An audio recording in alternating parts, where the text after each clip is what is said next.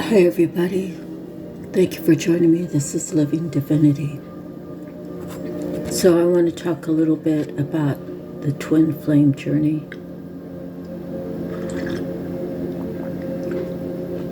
I'm actually on this journey.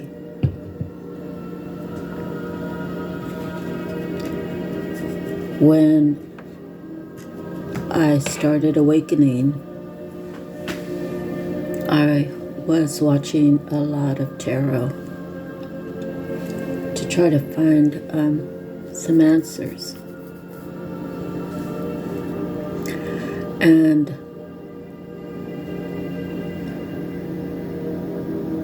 one of the readers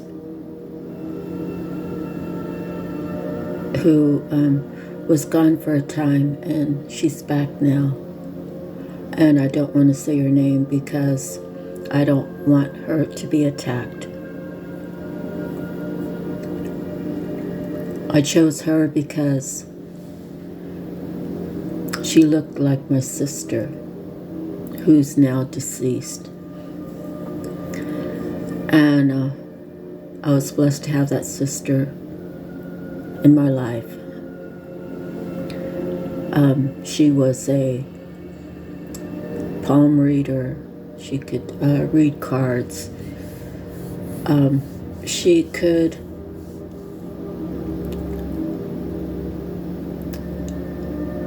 read a person over the phone. She was very intuitive, and I think she was self-trained. And a lot of it is ancestral. But because it's in our bloodline,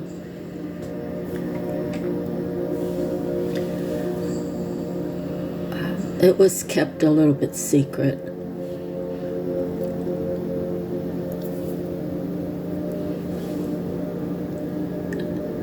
Anyways, this tarot reader said she was reading, and she wears glasses. And as she was doing her reading, and this wasn't a live reading I was watching, it was pre-recorded. And the readers often say that the readings are timeless, and it's either for you or it's not. And she paused for a moment, looking down, kind of like she was froze for like 4 or 5 seconds. And when she put her eyes upright, her chin came up a little, and she pushed her glasses up. And she said, "I'm channeling someone's mother." She said, "Just jump." At that point, I was married to my second husband. And I knew I wanted out. I knew I had to get out.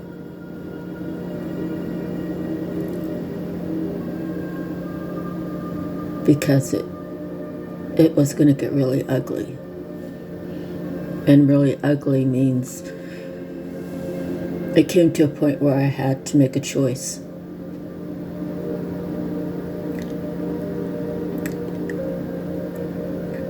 To actually go to the other side and kill him, to remove him out of my life. And that day actually came, and I had had enough. And we got off work. We worked together doing remodels. I stood about 3 feet away from him, and I stood frozen looking into the kitchen. We had a the kitchen hadn't yet been remodeled, so the light fixture, the range hood, was very dim. It wasn't bright at all. And I stood at about 3 feet away from him. And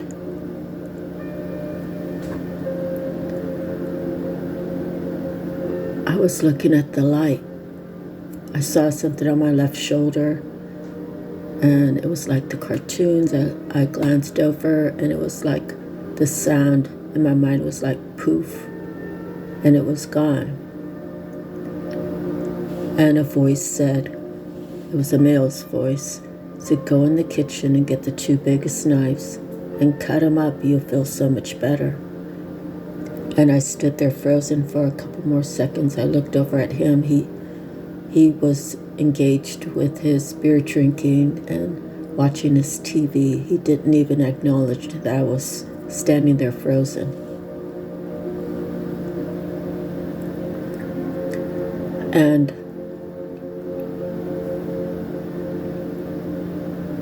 I actually was contemplating it. And on my right shoulder, I saw something. When I glanced over it, it was the same thing. Poof, it was gone.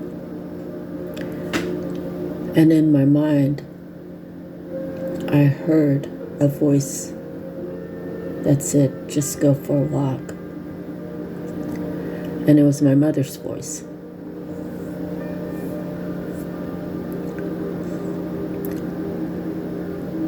I walked 60 miles that week to get a peace of mind, to clear my head, to ground myself, to figure out what am I going to do? So the night came when that reader said, "Just jump." I sat up in my bed and I said, "All right, God,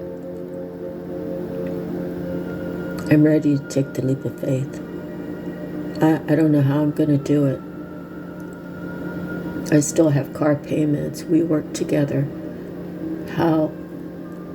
I don't have money for the deposit or first month's rent to go elsewhere. But whatever it is, God, I'm ready to take the leap of faith." That week I negotiated an apartment from the broker we were doing work for 6 months.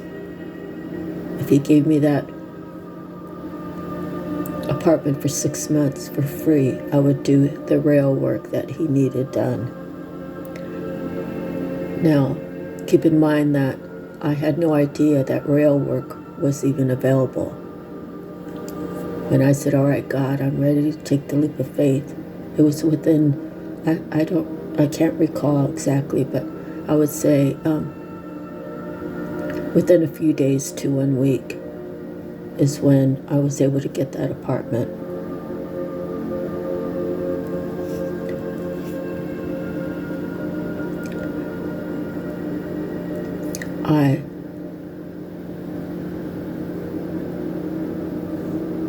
I ended up just, as soon as the broker said that I could have it, I got a futon over there. And when I got the futon over there, it was probably a week or so. And I already had told Chris that, no, that apartment's not for us, it's for me. I don't really want to get into the whole separation at this point, but God divinely separated us. He made it a way that I could break free. But I never held any hate towards Chris because I knew he hated himself. And I don't want to get into the reasons why at this point, but we divorced, splitting everything 50-50, and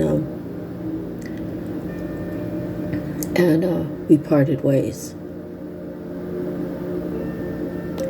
So he ended up leaving in November of 2019. I stayed behind regarding our condo, and I was blessed to stay there a year and a month and some days or something like that. I left Oahu, December 12th, 2020. So during that time, I was doing a lot of my healing, and I found my healing through, I was getting cut plywood, and I had some markers, and I would write healing words or healing phrases, and I would have a picture behind it. Most of them were actually like stick people with, I made them cheerleaders. Cheerleaders are leaders of cheer, right? Of inspiration, So I had boy cheerleaders and I had girl cheerleaders, and God blessed me and allowed me the time and the materials to make almost 400. It was like 300 and something, and I gave them out throughout the city, and to give was part of my healing. So back to the twin flame, one of the readers, there was 2 or 3 I was watching a lot, and they said it was someone that I knew maybe 3 years. So I don't really want to say his name. He knows who he is. He knows that I do these readings here. So we communicate through the air. It's like he knows when I'm feeling bad. He knows when I'm crying. He knows when I'm happy. He knows if I even talk to someone of the opposite sex. Now, you might call me crazy, but until you've experienced it, I would expect you to maybe say that.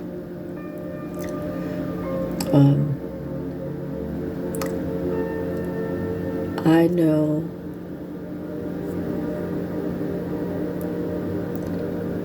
when I'm guided to send him a message. I send him a message. And I try to keep it light, and I try to be uplifting. In any event, before I left the island, I went to him and I said, look, we are twin flames. We're supposed to be together. We're supposed to have a baby. We're supposed to have a baby boy. And of course, he thought I was crazy. And I wanted to know what his truth was. I want to know what your truth is.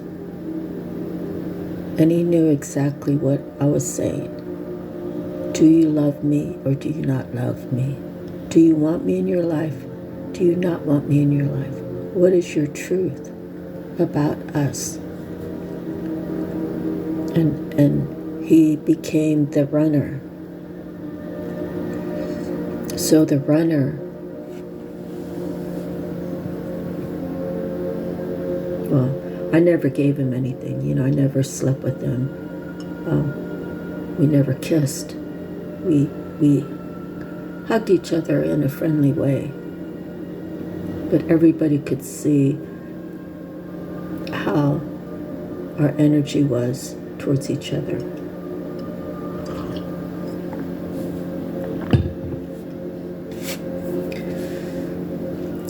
I knew that me engaging, being married was wrong.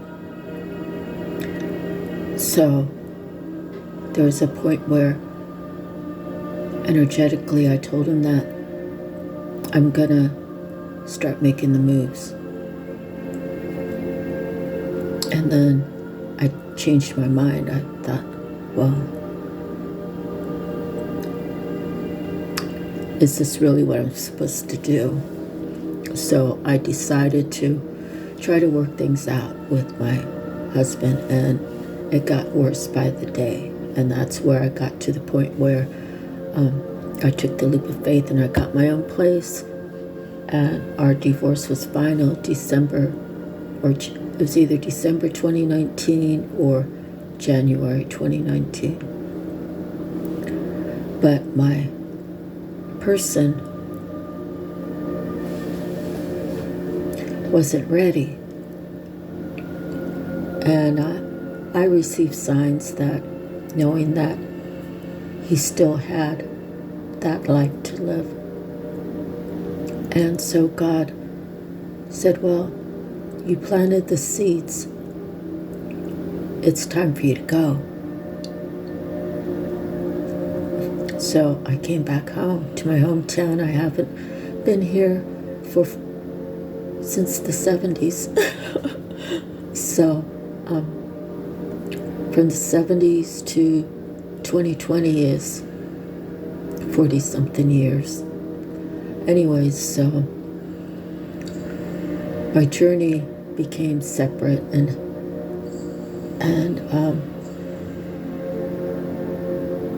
he actually blocked me from his phone and from Facebook. And I have some funny stories to go along with it, but I always kept my page open so he could see me whenever he wanted. And so I just kept living my life and trying to improve my life and trying to heal myself spiritually, mentally, and physically. And I think it was earlier this year, I Ben verified him.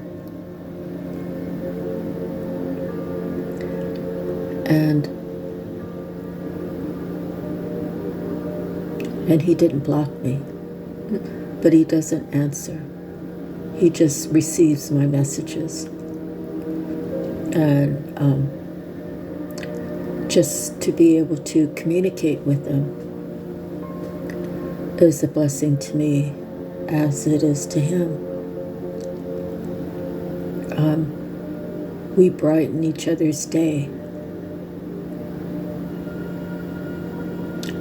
I'm the speaker, he's the listener. And there'll become a time when he's the speaker and I'm the listener. So, the thing that we need to try to understand is if we choose this twin flame journey, it's the hardest, but it gives you the best rewards. I've committed myself to God, Spirit, Source, the universe, my higher self, and I've been able to do paintings. I've been able to do some jewelry. I did remodels with my now ex-husband for 10 years about. And I love to learn new things. I love to experience new things. And my spiritual journey is really the most important, because I do believe that there is life after death. And why wouldn't I want to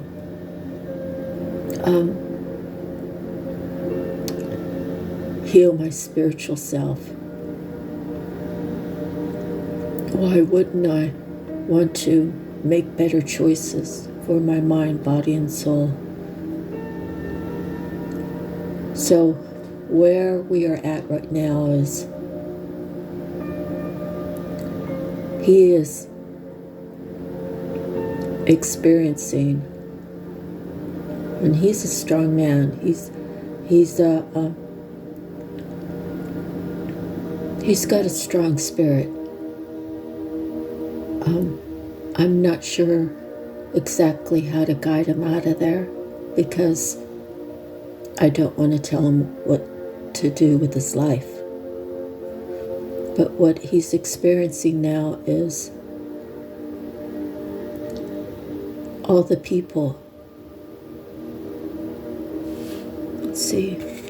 I had something written down here. Let me read it for you. Let's see. God will send one of his into the fire, wearing his armor of faith, hope, and love, walking alone, fearless, light-hearted. This brings out a choice of all who are aware and or involved to make a choice. In 2019, I did a thing on Facebook where I took 100 of my random friends, and these, I had 5,000 friends, so it's not like I actually know each one of them.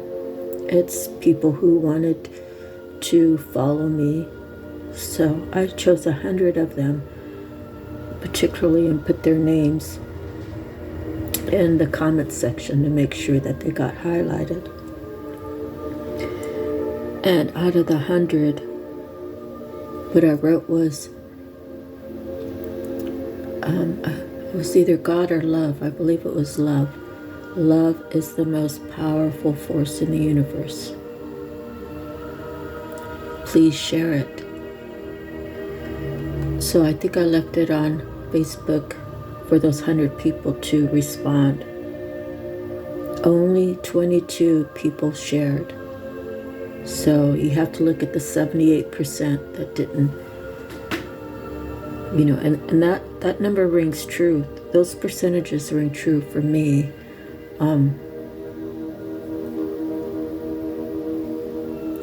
Back in 2002. So from 2002 to 2019, those percentages resonated for me. So the ratio 78 versus 22, only 22 people out of that 100 people shared it. God is seeking who will be for him. And you can have good karma or you can have bad karma. What or who will you choose? So will you choose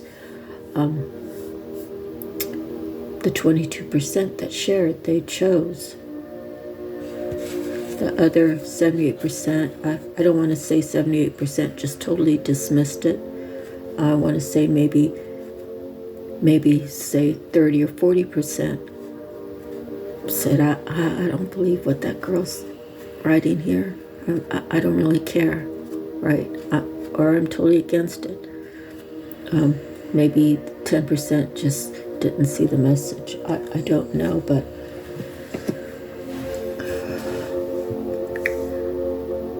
I have realized that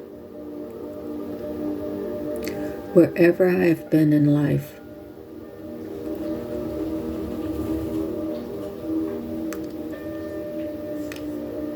I've been the one that is just different.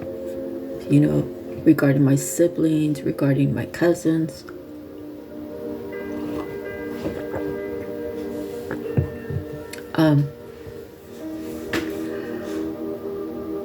I've always been placed in a different category. So I say, what's wrong with me? It's not really what's wrong with me, it's what's right with me. And I'm not a uppity person. I'm very humble. And I'm really hard on people, when, can't even say that. In the recent years, it's been like, I'm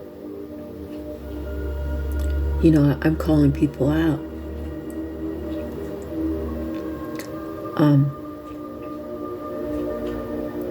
I'm letting him know that this spiritual journey, this tarot, is not evil.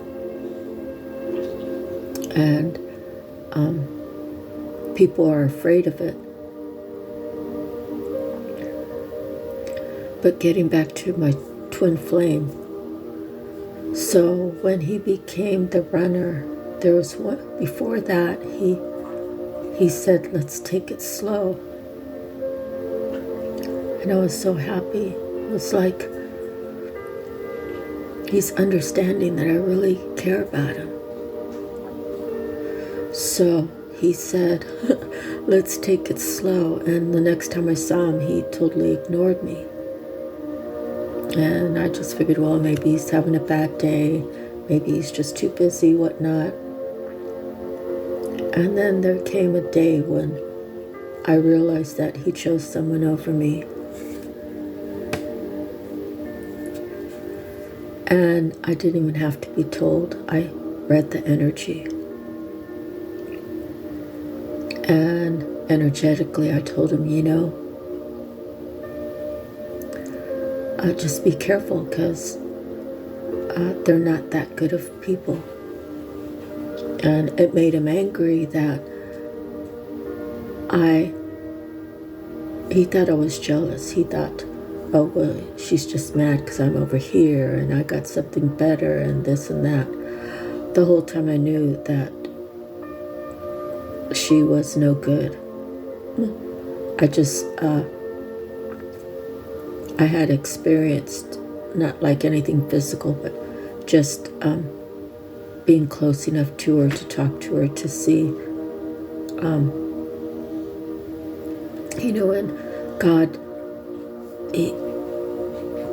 it's like he wants me to tell people so much about me, right? So I start telling her that my first husband used to go to strip clubs, and I hated that he did. I said, so I figured, I'll just get a job like being a bar girl, just bringing the drinks to the tables and stuff, to see if that'll make him stop. It didn't make him stop. When I worked Friday night and Saturday night for a little bit of tips, he was out doing what he wanted, and that was whatever, paying for someone else to give him attention. And so I told this girl, I said, it wasn't like I was a dancer or anything. I was trying to see if it would teach him a lesson. So that's one of the rumors about me, is that I'm a stripper, and that, or I was a stripper, and that I did it for monetary gains, which is a bald-faced lie. But anything that I told this girl, it was twisted and turned and added and subtracted, and one simple truth can turn into a really ugly story if the right person tells it. So she was always competing with me and trying to take whatever I had said and turned it to something really negative, which made my twin flame not like me, so she could move in on him. And so the way she moved in on him is, she had other friends go and tell him different things about me. And maybe it was 3 friends that told him the same thing. Oh yeah, she's for the streets. I had a piece of her, this, that, and the other. She's trash, blah, blah, blah, blah, blah. They made him feel really insecure about him choosing me. So it was like to fit in, for my twin flame to fit in and really be a part of their group, he should choose her. So what were his benefits? Maybe they had an open relationship. maybe she was in a position to advance him at his work. Because in these days it's who you know, or it could be who you blow. I don't know, because I've always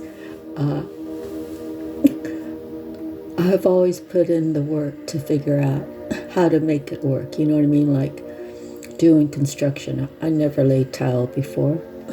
I had to figure it out if I wanted to make money, and I became very good at it.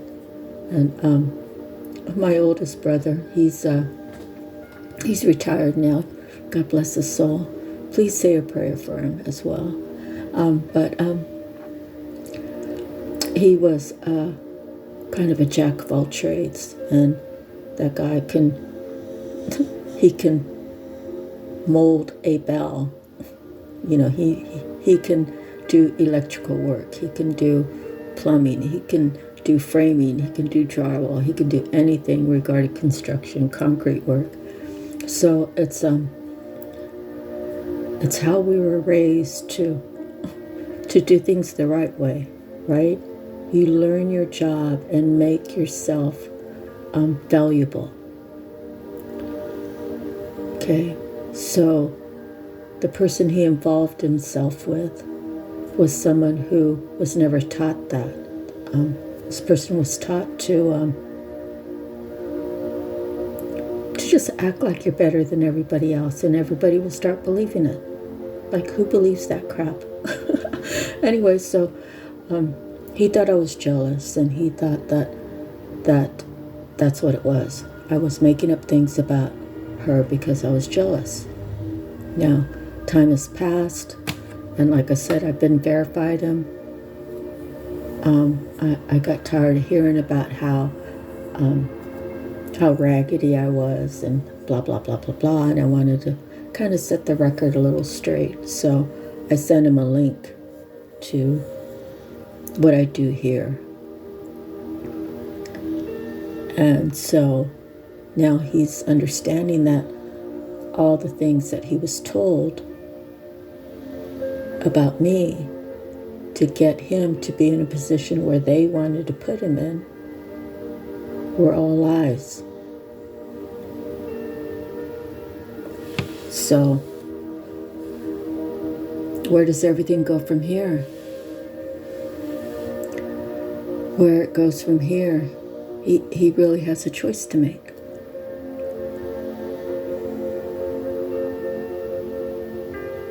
And so you all could say, well, if he's watching your readings, then you're doing this for him. Well, that might be very well so, but there are others who are in the same situation. There's 144,000 of us.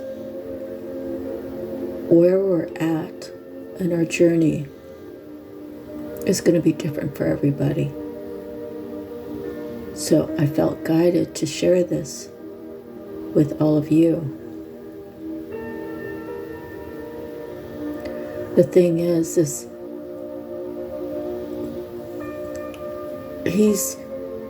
he thinks by staying that he's protecting me, so he can hear what's going on.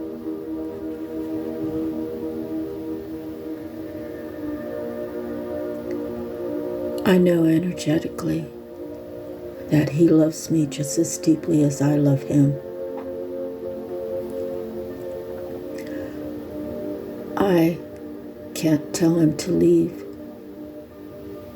I could tell him that, I'm here for him as a friend. If he ever needs to talk, I could tell him that I care for him and I wish him the best.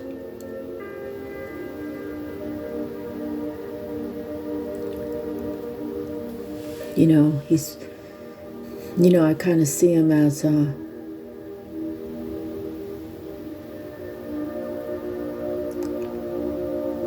someone who's still learning life. He's a few years younger than me, so the experiences that I've experienced, he may or may not have experienced, maybe to the degree that I have, or the different experiences in itself. But I believe that there's other ways that he's experienced a lot more than I have in different ways.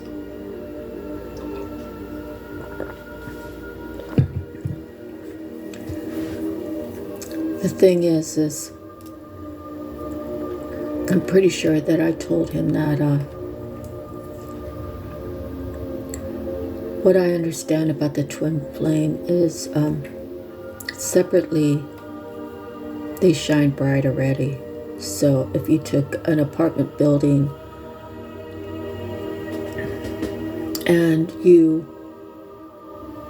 if you walked in there just singularly, maybe it would light up one apartment or 4 apartments. But when you walk in there together, it would light the whole building up. I don't know, maybe it's 4 stories high and 12 apartments wide. I don't know. But singularly, the chosen ones, they just naturally shine. They don't have to do much. But together, they become a powerful force. And if we're both on the right side of God, to know that when we choose Him, He will send us into the fire, wearing His armor of faith, hope, and love, walking alone, fearless, lighthearted.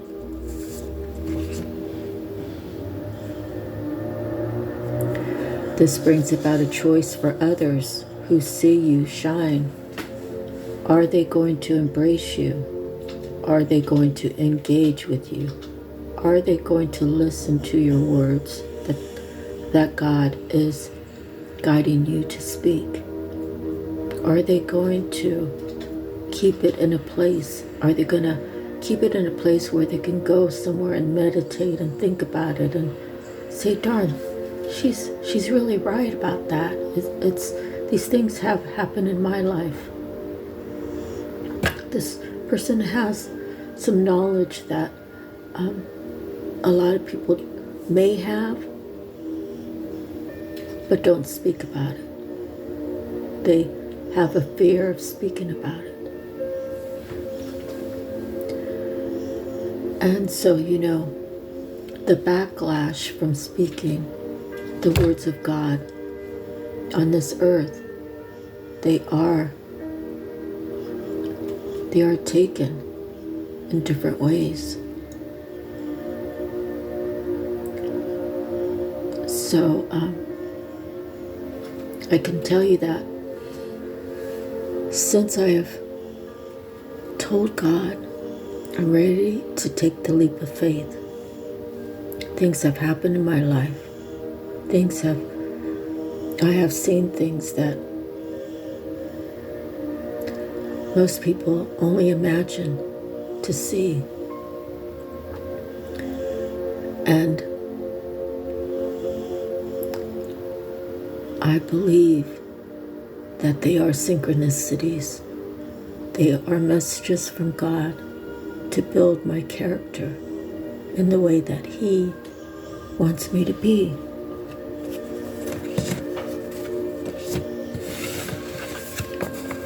So my person is trying to elevate. He's trying to become the person that he needs to be one of God's chosen, right? He's already been chosen, but you have to go through the experiences. You have to pass the test. You have to be vigilant. You have to have integrity. You have to walk that line of truth. I'm not perfect, people.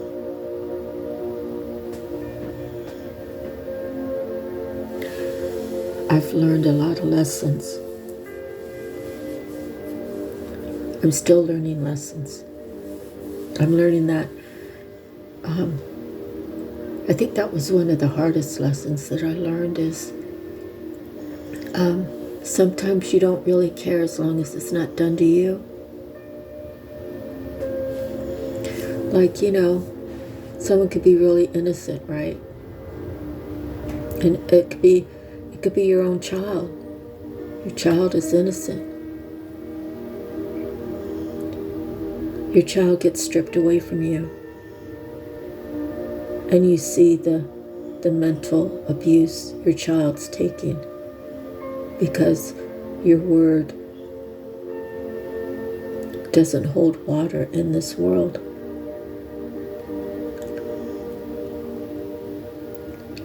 Yet, the family members on the other side, oh, that's just my brother. Oh, I'll tell her I'm going to help her out, but then I won't help her.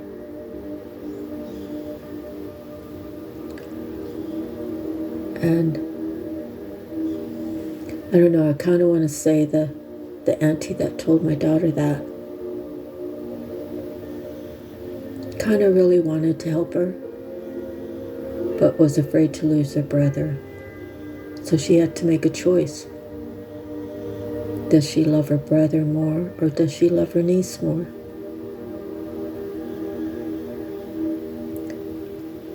And I can't judge her for that. I can say that making the promise to help and not help was really detrimental to my daughter. And that's not the only pain she's gone through growing up. Through divorce, she's learned that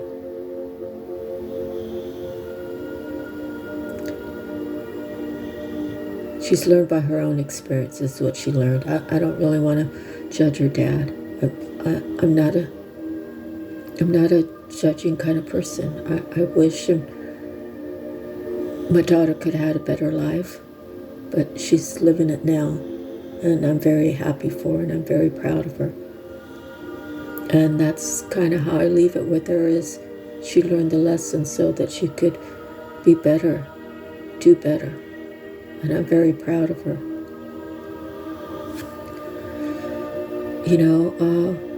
My sister, she passed away when she was 29 and I was 27. And the children wanted to come with me. They were 12 down to 5, 4 of them. And because when my mom died, me and my sibling were separated, I thought that's all that I could offer.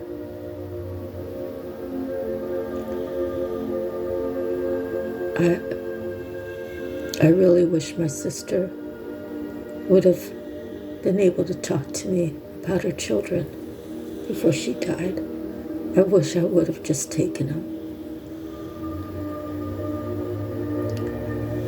Now they're disconnected from the family, and I tried to show them love, but they think it's something else. That's the problem with the world, is there's so much hurt that people take real kindness as weird. People take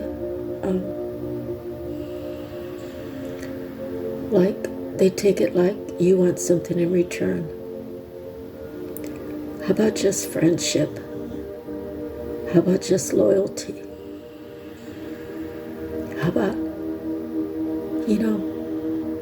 just goodness? When people see goodness and they don't have it in their own lives, when they don't feel it inside, they pick at it. They find fault in it. So, for my twin flame,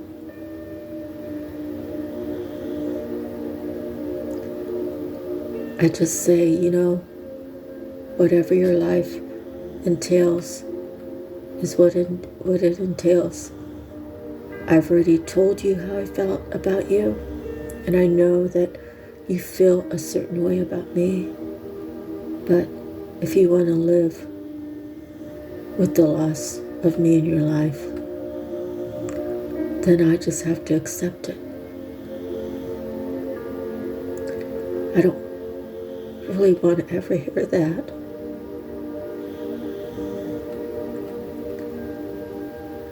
But if that's the truth, then that's what I need to hear.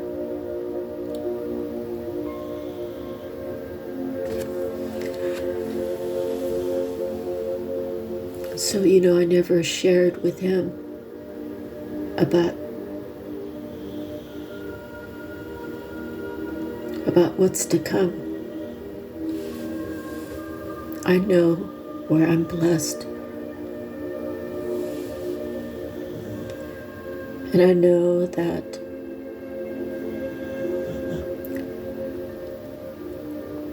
if he chooses to stay where he's at, then that's what he chooses. And I have to let him be. I have to let it be. I can't prolong my life or my future waiting on someone else. That's not the journey that I'm supposed to be on. I'm supposed to be here talking to all of you to let you know that no matter what you're going through, we have people in Florida who have total devastation. What are they going to do? Some people lost everything. They took their whole life savings and bought down there. How much is the insurance going to recover? What are they going to do?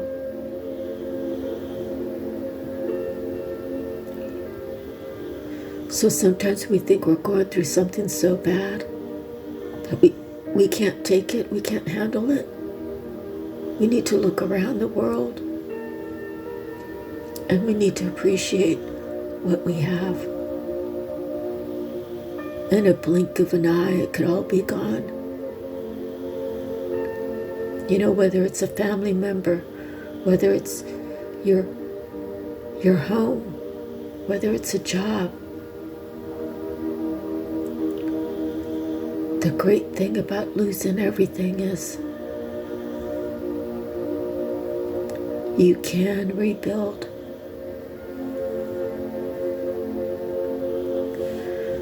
And you might think that I don't know what I'm talking about. Believe me, I know.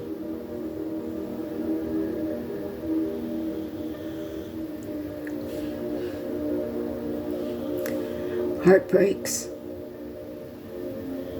are heartbreaks.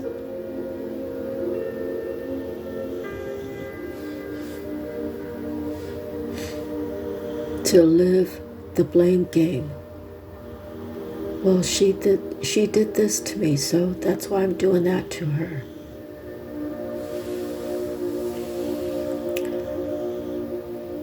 This person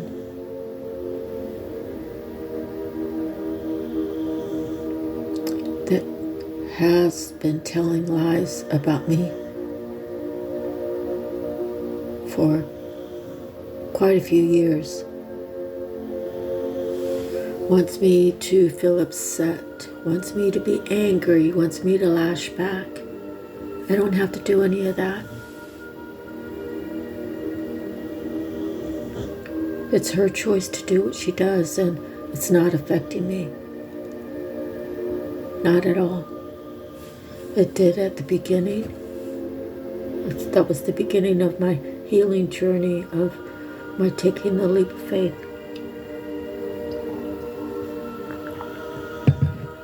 After all this time, I say, let it be, whatever it is. If you want to attack me, If you want to tell lies on me, if you want to be malicious towards me, God's only going to let you get so far. Do I call for justice? Of course I do. And I'm not trying to specify an eye for an eye or a tooth for a tooth. I'm not trying to specify that God makes her hurt a certain way.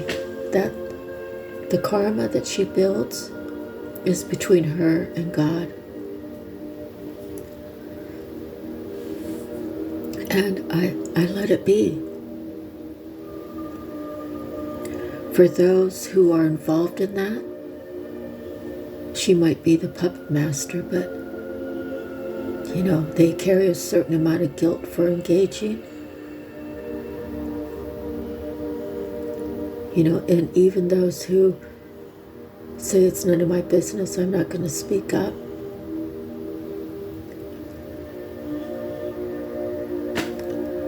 You have a moral obligation. That's what's wrong with this world. No one wants to get involved. And it's not really about me. It could be about any situation. It's like, back in the day, if someone broke down, people would stop to help. Now, it's very rare. It's a very rare kind of moral tradition, or I don't know, because it could be dangerous. A lot of people will set other people up to pretend to be broken down so they can, hurt the people that try to stop. So there's always that fear, right? I don't really stop for people because I am a lady, and I live alone.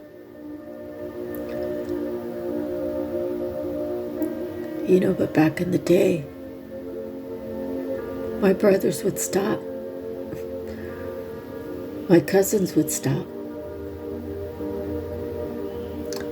Our dads would stop. All of our dads are gone now. How is it that the world is losing that one act of kindness? That one act of kindness saved a lot of people. It helped out a lot of people. These are some of the things that we're supposed to reverse. We're supposed to talk about.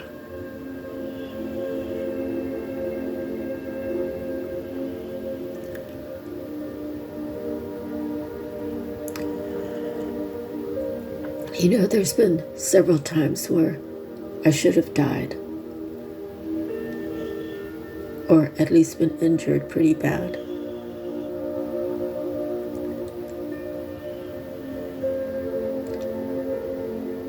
I believe my whole life God's got me ready for this. And this is my purpose, is to share with all of you that keep loving yourself. Keep moving forward in your life. Keep choosing you. Choosing you is not selfish.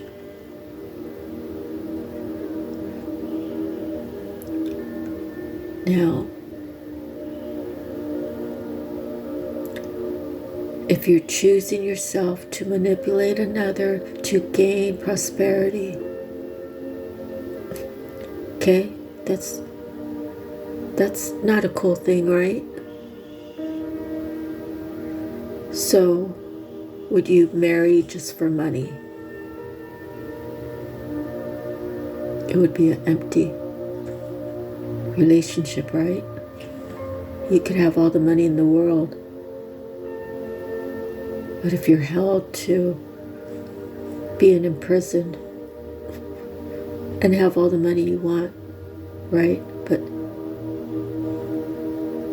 show this fake affection towards another in the public, to be totally disgusted behind closed doors. I mean, that's a thing that happens. I won't say it's in every situation, of course.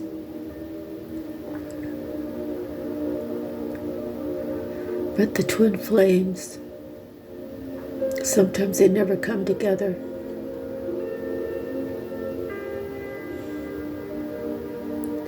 Sometimes they choose to stay behind. Sometimes they make excuses of not to move forward, or they're confused. They're confused on what is real and what is not real. They're confused on how will things work out. You have to have faith, my dear. You have to know in your heart that things will always work out for you if you believe. And you have to remember that rejection is God's protection.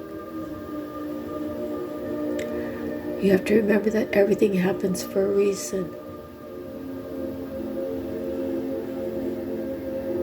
Now, if you take every quote, how will it all mesh out? I would say that each quote has a certain meaning for a particular situation, and it could vary. It could be several different situations you could use that same quote for.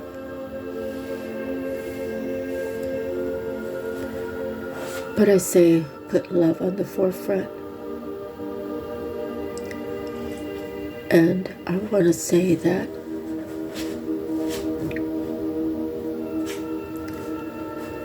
those attacking others because of jealousy, envy, because they're hurt, because they haven't done their healing, there's enough shine to share with everybody. Surround yourself around the right people that make you feel good, genuinely, not because you can give them a good raise, not because, I don't know. I say because they make your heart feel good. Be around those people. I'm still looking for mine. You know, my group is very, very small, maybe 2 or 3. And then I have my faithful dog, who God has blessed him. He's been going through a healing process of his own. And I say he's 7 now, not 11. He's friskier, he's healthier, and he's happier. Right now he's my companion.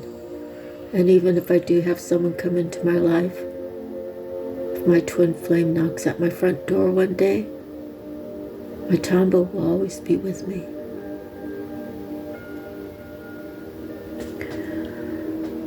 Anyways, that's the end. God bless you all.